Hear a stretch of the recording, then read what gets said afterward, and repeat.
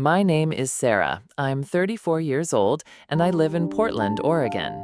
And for most of my life, I stayed silent about the things I went through, about how the people who were supposed to protect me were the ones who looked away. From the outside, we were the textbook example of the perfect American family. My father was a high school history teacher, well-liked, respected, a community man. My mother worked long hours as a nurse and still managed to make pot roasts on Sundays. Then there was my older sister, Julia, the golden child. Straight A's, homecoming queen, piano recitals, perfect teeth, perfect everything. And then there was me, the moody one. The one who never smiled quite right in family photos. The one who needed too much attention. What no one saw, what they refused to see, was the deep loneliness I carried. I tried to speak up. At 16, I told my mother that my uncle, my father's brother, had touched me. Not once, several times. She stared at me for a long moment and then said flatly, "You must be confused. He would never do that. Don't ruin this family, Sarah." That sentence destroyed something inside me. When I told my father, he didn't even ask questions. He just said, "You've always been dramatic." And Julia, she looked at me and turned her head away. That moment still plays in my mind like a loop I can't stop. I moved out the day I turned 18. I didn't even pack properly, just threw some clothes in a duffel bag and left. I lived in a cheap apartment with peeling paint and roaches in the hallway. I worked night shifts at a diner, slept 4 hours a night, and attended college classes during the day. I paid for every textbook myself, every broken faucet, every grocery bill. I became my own family. But deep inside, there was a heavy silence. It felt like a black hole at the center of my chest. And no matter how hard I tried to fill it, with work, with friends, with love, it stayed. I got married at 25. It didn't last. He said I shut him out. But how could I let someone in when I barely knew how to hold myself together? I never told him what had happened. I told no one. For 10 years, I wore silence like armor. A year ago, I received a letter, a real one, not an email, not a text. It was from Julia. Her handwriting looked exactly like it did on the Christmas tags from childhood. Neat, controlled, elegant. But the words inside shattered me. "Sarah, I'm sorry, you were right.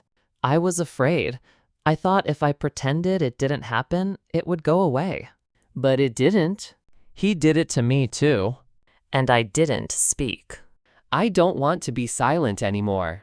I read it again and again. I couldn't breathe. All these years, I thought she had chosen not to believe me. But the truth was worse. She was another victim, just like me. Julia said our uncle now worked at a public school. He coached girls' basketball. She found a news article online with his name and photo. That night, I couldn't sleep. The thought of other girls, of more silence. It was unbearable. We agreed to meet. We hadn't seen each other in 8 years. We sat in a cafe, shaking hands, holding coffee cups. We cried, apologized, laughed through tears. And we made a decision.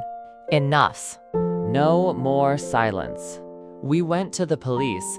They listened, but you could see the doubt in their eyes. It's been a long time. Do you have evidence? Any witnesses? But we didn't back down. We found a lawyer who specialized in historical abuse cases. She was fierce, and she believed us. Julia and I had to recount every moment, over and over. To male detectives, to lawyers, to strangers in court. We testified. We relived the trauma. Some days I couldn't get out of bed. Other days I wanted to scream. My hands would shake every time the phone rang. My father called once. He said we were tearing the family apart. I hung up. I felt 16 again, but this time I wasn't alone.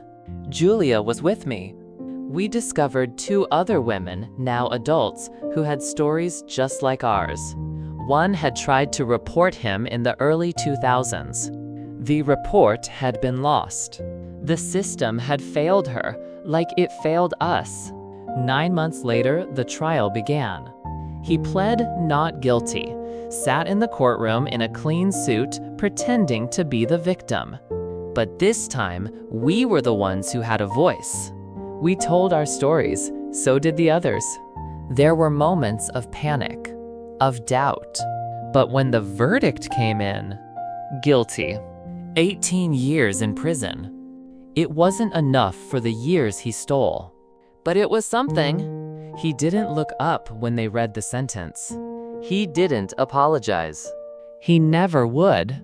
But I looked at Julia, and for the first time in our lives, we were free. My mother called a month after the trial. Her voice was small, like a little girl's. I didn't know how to handle it. I was scared. I failed you. I'm sorry. I don't know if I've forgiven her. Some wounds take longer than others. But I've forgiven myself for being a scared teenager, for doubting what I knew in my heart, for staying silent too long. Today, I work with a nonprofit that supports survivors of abuse. I sit in support groups and watch women find their voices. And every time someone says, "I thought I was alone," I say, "You're not. I'm here. We're here. And we are never going silent again."